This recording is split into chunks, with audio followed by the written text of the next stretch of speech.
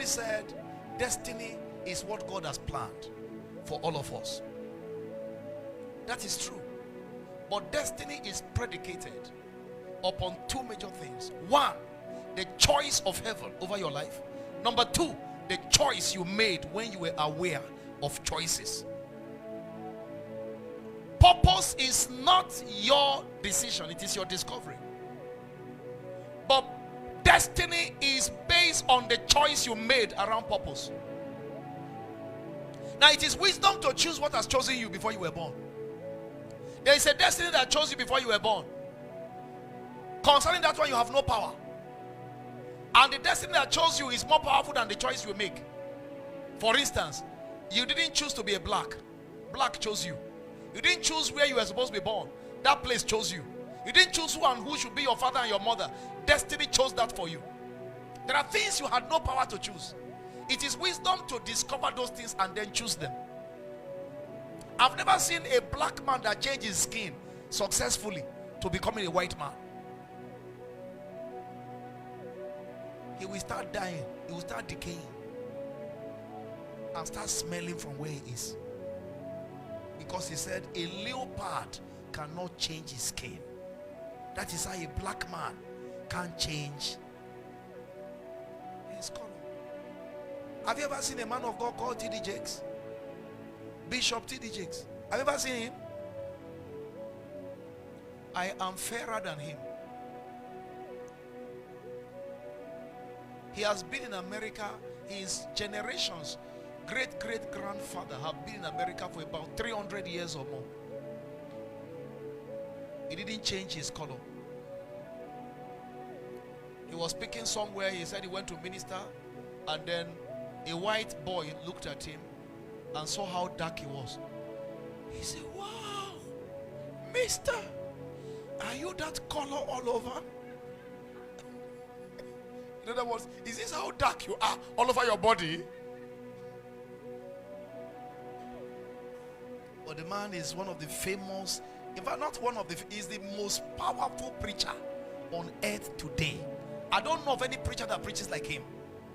Preachers are learning how to preach when they listen to him. Those who are fifth generation in preaching, in ministry, in pastoral ministry, when they listen to him, they will start learning afresh.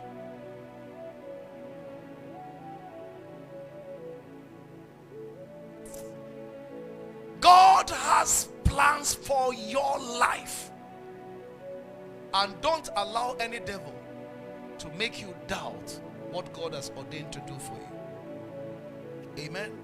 They gave their lives totally to the cause that apprehended their lives. They burned perpetually, number 3, until they lighted everywhere and everything around them.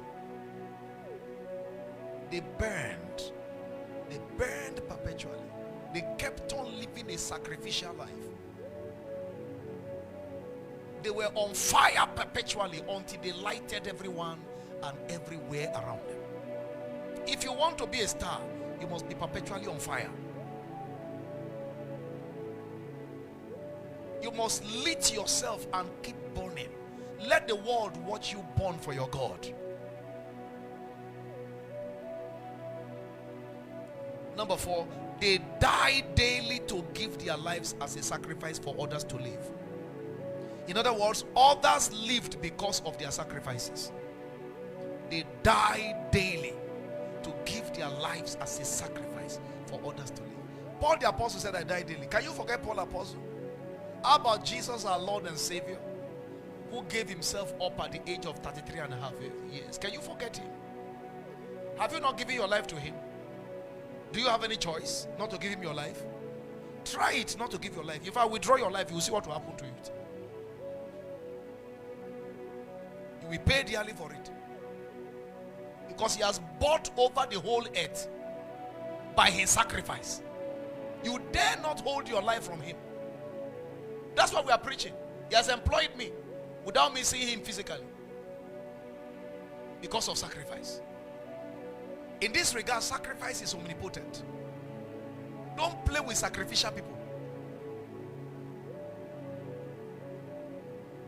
Stars are burning bodies. All luminaries are burning bodies. They produce light from their burning. In other words, they establish their earthly dominion by burning.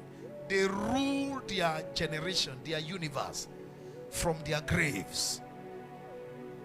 Anything that doesn't have grave doesn't have platform for dominion. Those who are going to rule, they must rule from a place where they have died. There is a death that gives life. There is a death that gives life to others.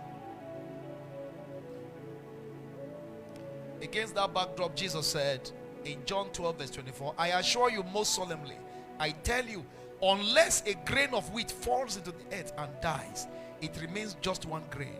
It never becomes more, but lives by itself alone. But if it dies, it produces many others and yields a rich harvest. Anyone who loves his life loses it, but anyone who hates his life in this world will keep it to eternal life. Whoever has no love for, no concern for, no regard for his life here on earth, but despises it, preserves his life forever and ever. Hello? Are you still there? Have you ever heard somebody say, this fasting, I know fit 50 days. Say who die? Now me kill Jesus. I know fit make pastor they carry in cross. Now ain't no waiting you see when they declare 50 days. Me, my hand no day, no be me and him God called make we become pastor. Abba, waiting there too hard like that. Even if I'm the one that killed Jesus, must I be the one suffering for it? I don't fit. That is, they love their lives.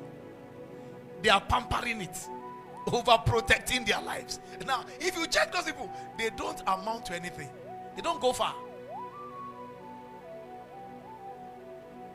I've slept on my knees for how many years in this place? That is, you'll be on your knees and sleep off and wake up and be in pain.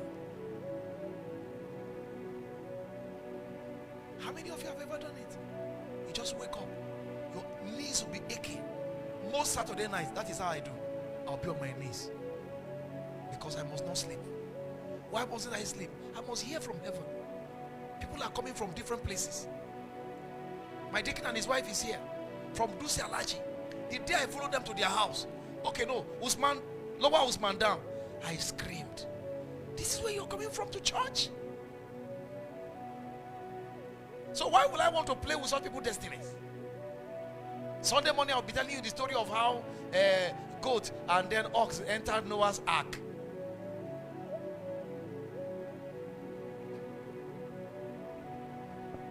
And how Noah was petting them and telling them stories in the ark until 150 days was over. Is that what you want to hear? Can that solve your problem? People pay price to come to church. And I tell pastors, I said, if people pay price to come listen to you, please make